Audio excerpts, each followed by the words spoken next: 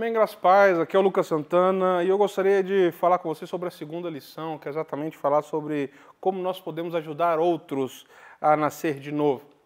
E eu gostaria que você separasse um tempinho nesse momento para poder entender de fato o que é ajudar outros a nascer de novo. Quando nós falamos sobre isso, nós temos o costume, normalmente, de sempre olhar só para nós, de pensar só em nós, mas hoje eu gostaria de direcionar você e encorajar você a ajudar outros a nascer de novo também. Quando nós pegamos o texto de 1 Pedro, capítulo 1, verso 23, diz para nós, sendo de novo gerados, não de semente corruptível, mas de incorruptível, pela palavra de Deus viva e que permanece para sempre. O próprio Pedro, ele testifica para nós dizendo o seguinte, olha, vocês não foram gerados de algo que pode se corromper, vocês não foram gerados de algo que pode simplesmente ali levar vocês a ter uma vida diferente do que aquilo que te enviou para ter aquela forma de vida. Ou melhor dizendo, 1 Tessalonicenses capítulo 4, verso 7, porque não fosse feito para imundície, sim para a santificação. O conceito aqui é nós entendermos que nós, desde os primórdios, nós fomos feitos para adorar o Senhor e fomos feitos, de fato, para sermos santos conforme Ele é santo. Ou melhor dizendo, através do Evangelho, Deus, Ele faz em nós e produz em nós um novo nascimento. Através do Evangelho, algo é produzido dentro de nós, essa boa notícia é gerada dentro de nós e nos faz não só ser visto como alguém que é imperfeito, porque de fato nós somos imperfeitos, mas nos leva agora a ter o dom da justiça, né? O dom da alegria eterna, o dom exatamente de saber que nós somos salvos por fé e somente pela fé e não por meio de obras. Entender que as obras são importantes, mas também nos leva a entender que, de fato, o que nos leva a Deus é fé. Como o próprio Paulo fala para os irmãos em Tessalônica, ou para os irmãos de Roma, perdão, ali em Romanos 10, 17, dizendo, olha, a fé vem pela pregação e a pregação pela palavra de Cristo. Somente pode ser gerada essas questões dentro de nós se de fato for pregado a nós. E como é que nós podemos ajudar os outros a nascer de novo? Pregando o Evangelho, falando, anunciando sobre o Evangelho, anunciando sobre a boa notícia, anunciando sobre, de fato, quem é Cristo, falando quem Ele é, né? Só podemos gerar, de fato, essa mensagem dentro do coração de outros se nós entendermos isso. Como o próprio Paulo fala para os irmãos de Corinto, olha, nós não pregamos a nós mesmos, nós pregamos a Cristo. Sabe por quê? Porque nós somos servos. De quem? Nós somos servos de Jesus. Paulo está dizendo, olha, nós não pregamos a nós mesmos, nós não pregamos a nós mesmos, nós não pregamos a nós mesmos.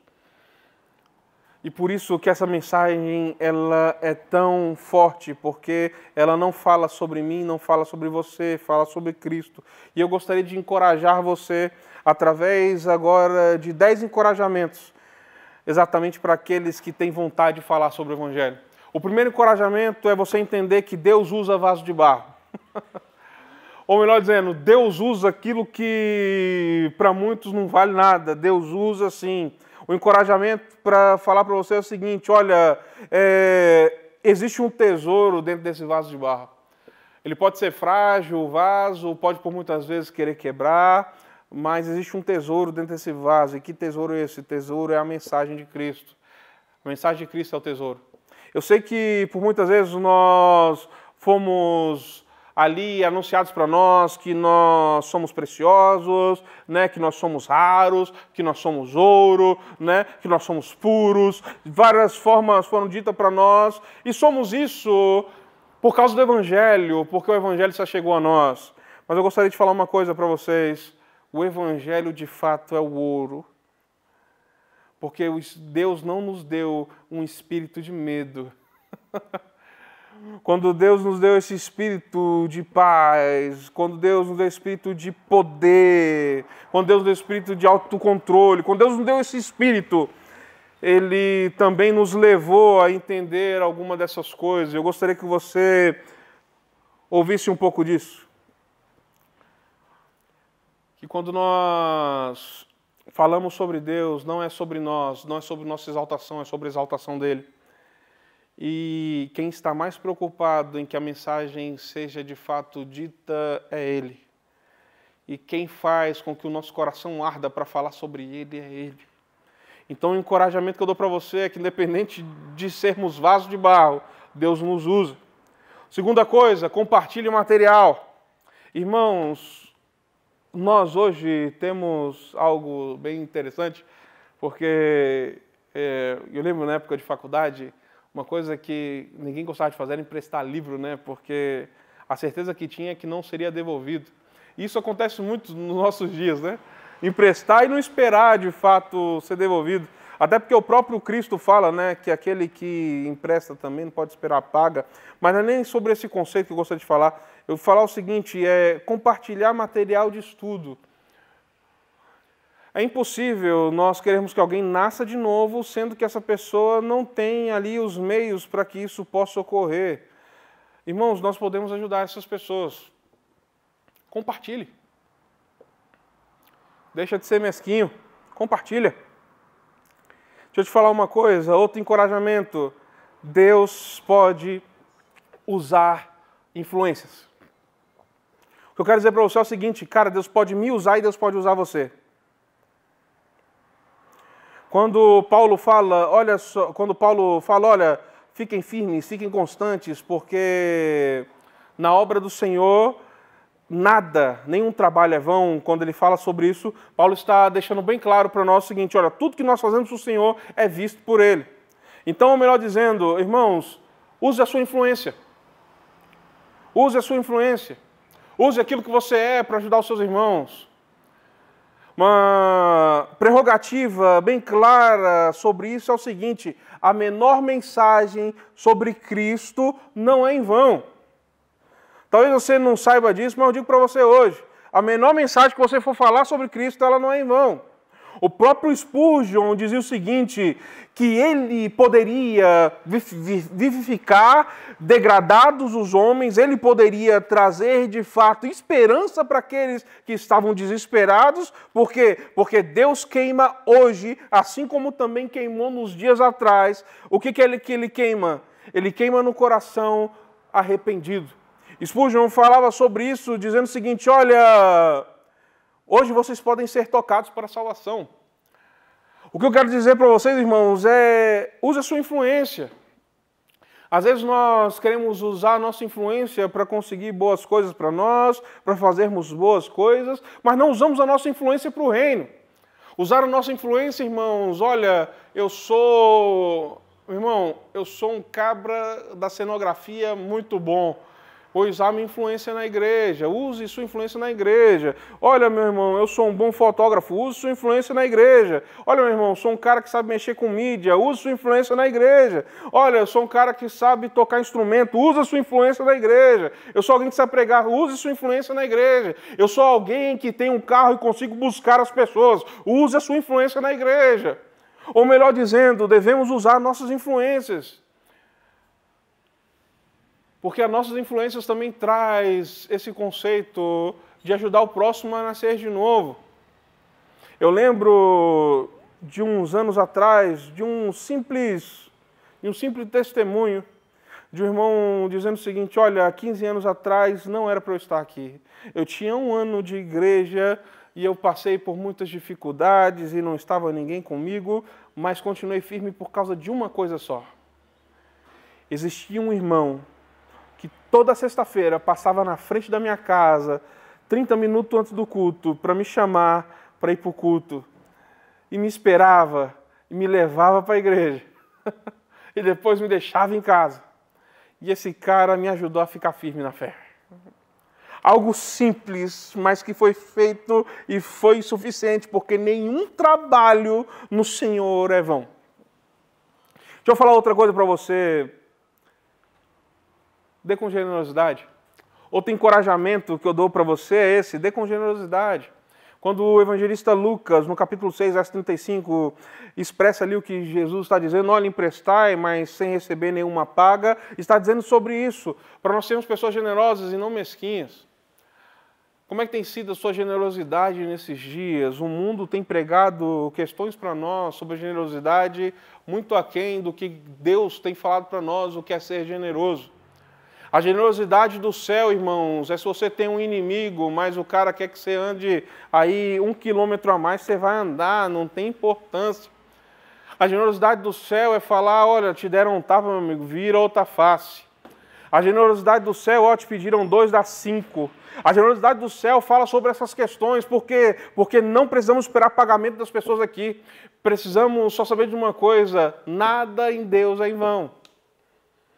Então, irmão, seja generoso. Seja generoso, não esperando que alguém faça por você. Até porque se você fizer algo para o seu irmão esperando que ele faça alguma coisa por você, é melhor você não fazer. Porque Cristo não vai estar recebendo aquilo que você fez. Irmãos, as nossas ofertas que nós damos, se de fato nós ali, ao dar aquela oferta, não tivermos bem com o nosso irmão, Cristo não recebe a oferta. Se eu não tiver com o coração alegre por dar a oferta, Cristo não recebe a oferta. Então, irmãos, dê com generosidade, ajude. O quinto encorajamento que eu falo para você hoje, ache as pessoas interessantes. C.S. Lewis, ele dizia o seguinte, que de fato nunca falamos com alguém que é um simples mortal. Nunca. Ele dizia o seguinte, ó, não há pessoas comuns. Por que C.S. Lewis fala sobre isso? Porque nós vivemos numa sociedade, irmãos, que de fato todo mundo quer ser um possível Deus ou uma possível deusa. Vivemos em uma sociedade onde a pessoa mais estúpida e enfadonha, do nada, pode se tornar ali uma criatura que todo mundo quer andar junto. Mas, irmãos, nós vivemos em dias onde as características, de fato, vai nos levando a achar coisas interessantes que, de fato, não são tão interessantes assim para o céu. O nosso interesse tem estado, irmãos, muito mais em coisas do que em pessoas. E esse ache pessoas interessantes é simples. Você que tem Instagram, dê uma leve olhada no seu Instagram e veja as pessoas que você segue. Numa pesquisa breve, foi dito que nós seguimos muito mais famosos do que pessoas que de fato nós conhecemos e que nós temos na nossa rede social, como nossa rede mesmo de pessoas que estão junto conosco. Sabe por quê? Porque as pessoas são interessantes. Mas ninguém vai achar um homem que trabalha 12 horas por dia e ganha ali um salário mínimo interessante. Ninguém vai ver esse homem como interessante. Isso não vai chamar a nossa atenção. Isso não vai chamar ali o nosso coração a, de fato, transbordar. Não achamos essas coisas interessantes. E deixa eu falar uma coisa. Por muitas vezes nós não temos achado interesse naquilo que Deus viu interesse. Deixa eu falar uma coisa para você, meu irmão. Nós éramos destituídos da glória de Deus e Cristo teve interesse em nós. Irmãos, tenha interesse no seu próximo também, como Cristo teve interesse em você. Tenha interesse. Outra coisa que eu gostaria de expor para vocês sobre o sexto encorajamento, convide pessoas para estar na igreja. Sempre que nós falamos, a fé vem pela pregação e a pregação vem através da palavra de Cristo. É impossível as pessoas serem geradas fé se simplesmente não conhecerem a pregação. É o que Paulo fala ali na primeira carta aos Coríntios, capítulo 1, verso 21, dizendo, olha, visto como na sabedoria de Deus, o mundo não o conheceu por sua própria sabedoria. Aprove a Deus salvar os que creem pela loucura do quê? Da pregação. Pela loucura exatamente da manifestação do Evangelho, da boa notícia. Só conseguiram conhecer a Cristo através dessa pregação. E eu te faço uma pergunta bem simples. Como é que tem estado os seus convites nesses dias? Você não acha esquisito, irmãos? Nós, por muitas vezes, nós passamos um ano, a gente não ganha ninguém para Jesus. Você não acha esquisito, não? Sendo que o nosso chamado é ir de fazer discípulo. Você não acha esquisito nós passarmos um ano sem falar de Deus para ninguém? Porque estamos muitas vezes muito mais preocupados com o nosso porvir, acerca do nosso futuro, e não olhamos para o céu, que de fato é a nossa garantia eterna? Estamos muito mais preocupados, irmãos, com 10 anos na frente do que com a nossa eternidade, onde nós vamos passar o nosso maior tempo. Por isso que nós temos tido dificuldade de convidar pessoas à igreja. Eu te falo, convide a pessoa à igreja. Faz a faculdade, convida. Está no trabalho, convida. Convida pessoas. Esse ter interesse pelas pessoas também está nisso, sobre convidar pessoas. Às vezes, irmãos, nós ficamos tão presos no nosso mundinho que nós, de fato, deixamos de lado o convite. E deixa eu falar uma coisa para vocês. É muito fácil também a gente convidar pessoas para a igreja quando nós somos encorajados por esse sétimo encorajamento. Quando a cidade está cheia da doutrina do Evangelho.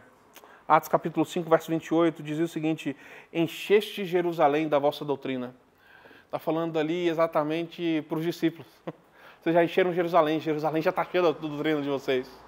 É como nós olhamos para Cipriano. Cipriano, quando foi pego ali pelo rei, né, Diocleciano, pelo imperador Diocleciano, Diocleciano pergunta ali para Cipriano, quem é o seu rei? E Cipriano olha nos olhos daquele homem e fala, olha, você pode olhar para qualquer criança e escolher qualquer criança de 7 anos para baixo, ela vai dizer quem é o meu rei. Diocleciano, nervoso, enraivecido, pega a primeira criança que vê e pergunta, quem é o seu rei? E a criança responde, Jesus Cristo. Jesus Cristo é o meu rei. Ou melhor dizendo, a doutrina de Cristo já tinha tomado aquele lugar. Diocleciano fica com raiva, coloca Cipriano e aquela criança numa fogueira, até a fogo. Eles vão morrer. Mas a mãe daquela criança diz algo bem grande, bem gracioso para aquela criança, quando diz o seguinte, olha, meu filho, daqui a uns 5 minutos você vai estar com o amado rei. Daqui a 5 minutos você vai estar com o seu amado, o seu rei. Ou melhor dizendo, irmãos, quando nós enchemos de fato a cidade da doutrina de Cristo, nós enchemos a cidade com o amor de Cristo.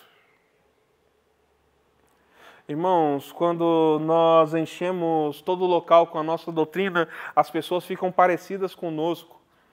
Eu não sei se vocês já perceberam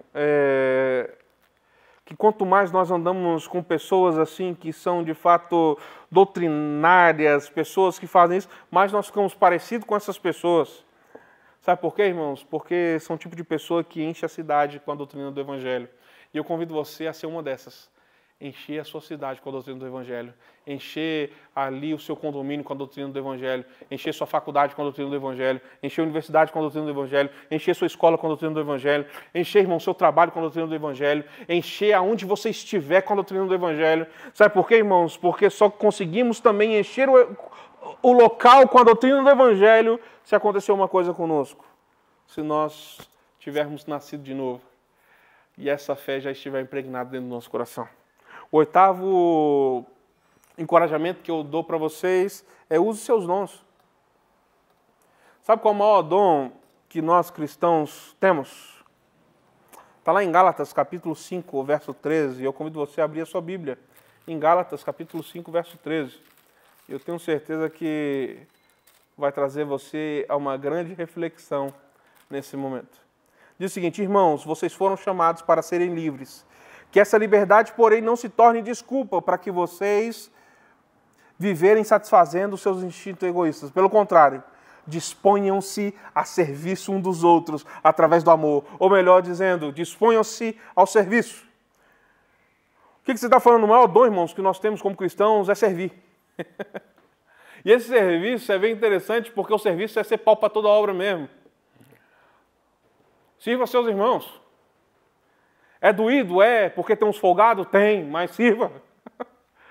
Sabe por quê, irmãos? Porque quando nós servimos o nosso irmão, nós estamos demonstrando o amor de Deus para com esse irmão. Em um certo momento, essa mensagem não vai voltar vazia. Porque a voz de Deus não volta vazia. A voz de Deus, irmãos, não é como um arco e flecha, onde você atira a flecha e em um certo momento ela encontra o alvo, ou então ela se achega ao chão por causa da gravidade, ou como um tiro que você dá ali aquele tiro e em um certo momento ela vai encontrar o chão. A voz de Deus, irmãos, da mesma forma que ela vai, ela retorna, porque a voz de Deus ela não volta vazia. A voz de Deus é, de fato, uma voz explosiva. O próprio Paulo, quando vai falar ali para os irmãos de Roma, capítulo 12, ele vai dizer, olha, alguns de vocês têm um dom, e o dom é de serviço. Muitas vezes, irmãos, nós estamos tão impregnados a buscar certas coisas que esquecemos desse grande dom que Deus nos dá, que é servir. Servir. E deixa eu te falar uma coisa. Outro grande dom que nós podemos ter é o dom que Jesus falou para nós. Bem-aventurado os misericordiosos, porque alcançarão misericórdia. Esse, irmãos, é um grande dom também. Ser misericordioso. O mundo prega para nós que nós não temos que ter misericórdia. Mas quando nós olhamos para Cristo, nós entendemos, precisamos ser misericordiosos. Porque Cristo foi misericordioso conosco primeiro. Quando olhamos para Cristo, irmãos, nós não temos como olhar para um pecador e simplesmente já defini-lo como indo e vai para o inferno. Nós olhamos com ele com amor e dizendo, olha, Cristo ainda pode te salvar. Cristo ainda pode trazer você à vida. Deixa eu falar uma coisa, irmãos, tenha olhos de misericórdia. O próprio Pedro fala que um ato grande de misericórdia na sua primeira carta é falar de Cristo. Será que nós temos exercido misericórdia nesses dias? Nós temos falado de Cristo para o nosso próximo, temos falado de Cristo para outros. Use os seus dons, irmãos. Eu tenho um dom de profecia, então prega o Evangelho. Você não sabe, você não tem dom de profecia, prega o Evangelho. Eu tenho um dom da exortação, então exorte. Eu tenho um dom do ensino, então ensine. De fato, tenha aptidão por esses dons que Deus te deu. Eu acho bem interessante, porque Jonathan Edwards vai dizer o seguinte, olha, descubra o que você tem aptidão. E quando você descobrir o que você tem aptidão, faça o seguinte. Avive sempre com chamas essa aptidão que você tem, para sempre ser efetiva. Aviva, irmãos. Aviva. Encoraje você a usar seus dons. Eu não oro em línguas, não tem importância, mas servir você pode. Irmãos, eu não tenho iluminações, eu não tenho como revelar nada, eu não sou usado para isso. Tá bom, mas você pode servir o seu próximo, você pode ser misericordioso com o seu próximo. Deixa eu falar uma coisa, irmãos. Exercite dons. Nono encorajamento que eu te dou. Leia sobre evangelização. Leia. Pegue vários livros. Inclua aí sobre discipulado, serviço e evangelização. Inclua na sua leitura sobre essas questões. Eu te falo uma coisa com toda sinceridade. Deus vai falar com você. E Deus vai transbordar o seu coração sobre isso. E o 10º e último encorajamento. Ore por ousadia. Ore para ser ousado. Ore para ser intrépido. Romanos capítulo 10, verso 1 diz o seguinte para nós. Irmãos, o bom desejo do meu coração e a oração a Deus por Israel é para a sua salvação. Segunda carta aos Tessalonicenses, capítulo 3, verso 1, Paulo vai dizer o seguinte: no demais, irmãos, rogai por nós, para que a palavra do Senhor tenha livre curso e seja glorificada, como também é entre vós. Quando nós vamos pegar Paulo escrevendo para os irmãos de Colossenses, capítulo 4, verso 3, ele vai dizer o seguinte: orando também juntamente por nós, para que Deus nos abra a porta da palavra, a fim de que falarmos do ministério de Cristo, pelo qual estou também preso. Quando nós olhamos Efésios, capítulo 6, verso 18 e verso 19, vai dizer para nós o seguinte: orando em todo o tempo, com toda oração e súplica no Espírito, e vigiando nisso, com toda perseverança, súplica por todos os santos e por mim, para que seja dada no abrir da minha boca a palavra com confiança, para fazer notório o ministério do Evangelho. Paulo, toda vez que escrevia aos irmãos, ele dizia o seguinte: olha, continuem orando para que o Evangelho continue sendo pregado. E o que eu falo para vocês hoje é isso: ore por ousadia. Ore para ser ousado para falar.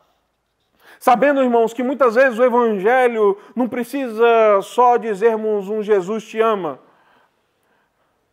Muitas vezes, irmãos, o Evangelho vem através de uma brincadeira que nós fazemos com o nosso próximo.